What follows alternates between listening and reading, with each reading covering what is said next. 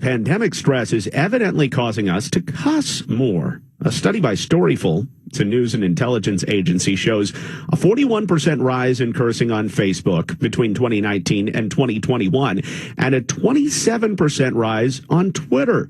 We're joined by Leigh Richardson from the Brain Performance Center in Dallas. What's your thought on this? Well, you're right, John. I mean, there is no doubt about it. We have met stress in the last couple of years in a way that we've never known stress before. It has affected us personally. It's changed the way we work. It's amazing. I see people in the grocery store and they're in their sweats. And it's like 5:30. I'm thinking, are they coming home from work? I mean, it's changed the way we do everything. You know, we've been in that stress state. We never really can let our guard down completely. We're always looking for that risk. So when you're in that fight or flight state, you're not on your game.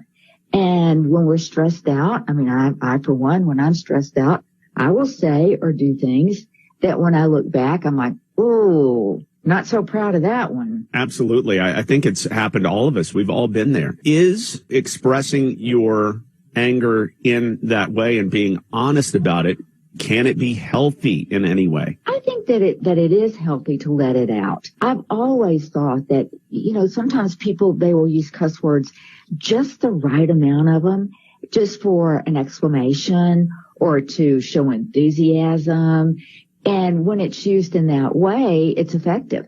But when every other word is a 4-letter word, and that's all you hear, it becomes very overpowering. So I think that if, you know, once a month you let out a big heck yeah, with an enthusiasm or for the right reasons, it can be healthy. And I think that's the other thing, you know, we all want to connect with each other. We all want to express ourselves. I think that's one of the reasons that I'm not saying that we're relaxing, getting more relaxed about it, because I don't think that we are.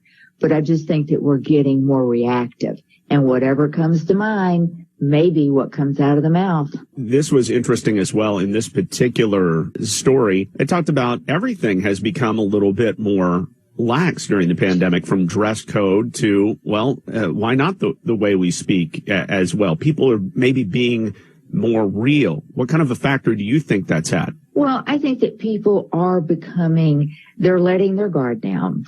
And, you know, we used to have the professional self and the personal self, and now we work from home. So that boundary gets so fuzzy. It gets really hard for people to draw that line. And are they becoming more real? I think in a lot of ways they are. But the question is, do we present that in a way that our colleagues and our coworkers can understand it? That is Leigh Richardson from the Brain Performance Center in Dallas.